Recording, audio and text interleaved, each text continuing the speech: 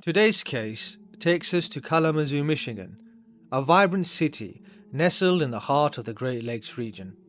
Michigan is renowned for its natural landscapes, featuring the longest freshwater coastline in the United States.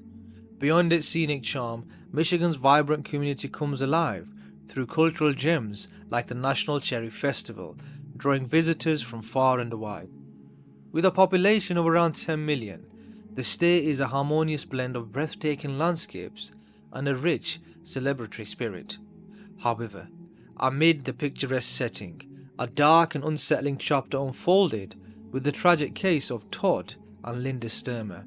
The story casts a shadow of doubt. There are many unanswered questions, leaving many to wonder, was justice truly served? Todd Stermer was born 1964 on the 22nd of November in Kalamazoo, Michigan. He had three siblings, two brothers and one sister, and he was part of a close family dynamic and was deeply involved in the community. Todd graduated from Kalamazoo Valley Community College. He was very active and loved sports, nature and the great outdoors. He also enjoyed hunting and loved building and constructing things. Professionally, Todd was a dedicated farmer and a horse trainer. Beyond his work, he was also known for his generosity and commitment to his community. Often coaching children and organizing youth sports, Todd's warm personality and active involvement made him a beloved figure in his town. Todd and Linda first crossed paths in 1989, in their early 20s. Linda was navigating a divorce at the time and lived in a nearby area. She was described as having a warm and engaging personality. Todd, with his love for farming and the outdoors, quickly connected with Linda, who appreciated his grounded and community-focused nature. Todd was happy to take on Linda's two children, and their relationship blossomed as they bonded over their mutual love for family and the outdoors. They tied the knot on August 7, 1993, in a ceremony surrounded by loved ones. Linda was already a mother of two daughters, Ashley and Brittany, from a previous relationship. She went on to have two sons, Trevor and Trenton, with Todd. Their blended family grew further when Linda's nephew, Corey, who was facing challenges with his biological family, came to live with them. It was Todd's suggestion to bring Corey into their home, a testament to his generous and compassionate nature. Together, Todd and Linda built a home where Todd's presence was cherished by all five children, who affectionately called him Dad. They all lived together on a sprawling 120-acre property and their 31 horses in a house that Todd had meticulously built and designed himself. Todd's passion for home and family life was evident, and the property symbolized the family's close bond and shared memories. As time went on, Todd and Linda's relationship faced significant challenges, and by 2007 the couple were in financial trouble and $75,000 worth of debt. Whilst Linda worked to reduce debt, Todd would continually borrow from his family, causing a massive strain on their marriage. It is alleged by Ashley, Linda's daughter, that Todd began staying out with friends, drinking excessively whilst hurling abuse at them and becoming temperamental. On the evening of January 6, 2007, Todd and Linda got into an extremely heated argument. Todd had gathered evidence that Linda was unfaithful with her co-worker Chris, which had been fueled by the mounting tension between them. Witnesses and sources familiar with the situation noted that this argument marked a breaking point in their relationship. Todd's suspicions were proven, and the intensity of the confrontation made it clear that their marriage was in serious trouble. On the evening of January 7, 2007, Linda asked the children to go to the cinema so that she could talk with Todd in private. Her intention was to speak to Todd about getting a divorce.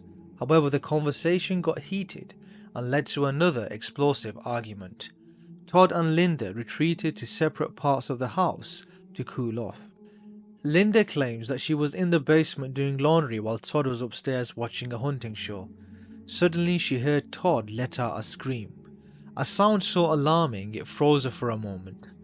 Rushing upstairs, Linda found their living room engulfed in flames, with Todd desperately attempting to extinguish the fire. In the chaos, Linda fled the house to get help, thinking that Todd would follow. Unfortunately, she did so without shoes, a jacket or any other phones, which severely limited her options for calling emergency services. Desperate, she got into the family van and tried to drive to a neighbour's house for help, but she struggled to navigate the muddy driveway. As the fire intensified, a neighbour noticed the growing blaze and sprang into action, ultimately calling emergency services. Amid the chaos, Todd, who was on fire at this point, tried to escape the flames and ran out on the driveway. Tragically, he ended up being struck by the family van driven by Linda. It was the couple's neighbour who first noticed Todd lying under the vehicle, naked and severely burned. Sadly, despite emergency service responders' best efforts, Todd succumbed to his injuries and was pronounced dead. His death was an attribute to a devastating combination of severe burns and blunt force trauma from being struck from the van. The tragedy was further complicated by the revelation that Todd's two other properties had previously caught fire while the couple were facing financial difficulty. This raised suspicions amongst investigators, who began to consider the possibility of foul play. They speculated that the fire might have been linked to attempts at collecting insurance money. These suspicions added another layer of complexity to an already heartbreaking and controversial case. Linda was interviewed multiple times following Todd's tragic death, and her account of the event largely stayed consistent. She maintained the fire was accidental, and striking Todd with the van was a horrific accident in an attempt to seek help. However, the unusual circumstances of Todd's death, combined with the couple's reported troubled marriage, led investigators to suspect foul play. Detectives began to explore the theory that Linda may have intentionally set fire and then deliberately ran Todd over with the van, either to ensure his death or to conceal her involvement. The insurance company also had their doubts and hired private investigators. During interviews with insurance agents, Linda speculated that the fire could have been caused by candles or an oil lamp that Todd often lit and left unattended. She also revealed a chilling detail from one of their arguments, claiming that Todd had told her, "No one else could ever have you," suggesting that the fire might have been intended to harm her as well. By this stage, nothing could be ruled out. The autopsy report further added to the mystery, as it could not definitively determine whether Todd's death was caused by the impact of being struck by the van or the severe burns and smoke inhalation from the fire. The report did reveal that Todd had 2 fractured ribs and head injuries, which could have been consistent with a car accident or possibly evidence that he had been injured before the fire began. Toxicology results also came through and showed that Todd had hydrocodone in his system. While it was unclear whether this was from a legitimate prescription or not, the drug is known to cause confusion and dizziness. This raised questions.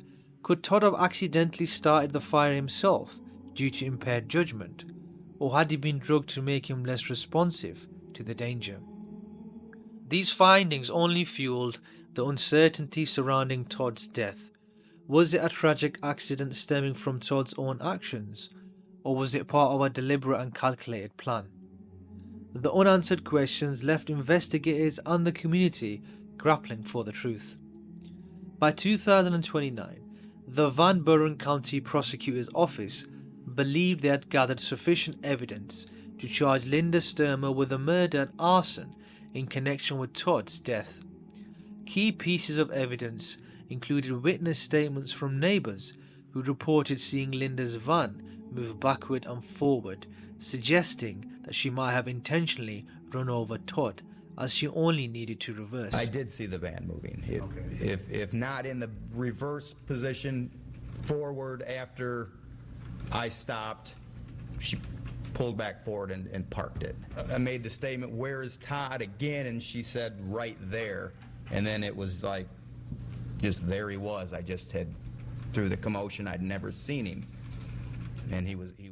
Linda was also seen filling a red gas can at a local station, which was later found at the crime scene, and Todd's blood was found on the van, indicating he had definitely been struck by the van.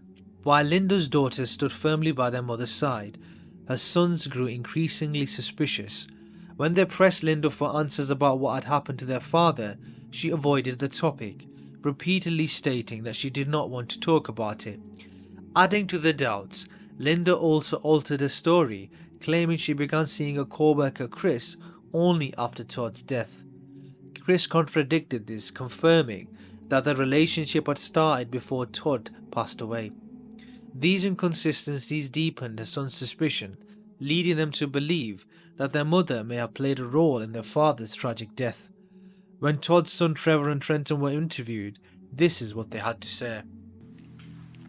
Our mother murdered our father. She drugged him, and she set the house on fire, doused him in gasoline. Then after the fact, when he managed to get out of the house, she ran him over with her van. On June the 5th, 2009, Linda was arrested and the trial began on January the 5th, 2010. Prosecutors alleged that Linda deliberately started the fire to kill Todd and escape their troubled marriage, all while continuing her affair. They theorized that Linda made Todd unconscious, either by striking him in the head as suggested by his head injuries, or by drugging him with hydrocodone, which was found in his system. She then doused Todd with gasoline using a red gas can she had purchased earlier that day and set him on fire. The combination of physical evidence and witness testimony and circumstantial motives formed the basis of the state's case against Linda. Linda Sturmer's defense team argued that Todd Stermer's death was a tragic accident and not a calculated murder. They argued the prosecutor's case was based purely on circumstantial evidence and highlighted the lack of definitive proof that the fire had been intentionally set. Specifically, they pointed out that there was no concrete evidence of an accelerant being used to start the fire. The defense also criticized the fire investigation team, claiming the investigators failed to thoroughly examine the scene. They argued that crucial opportunities to analyze debris and burn patterns were missed, leaving the true cause of the fire uncertain.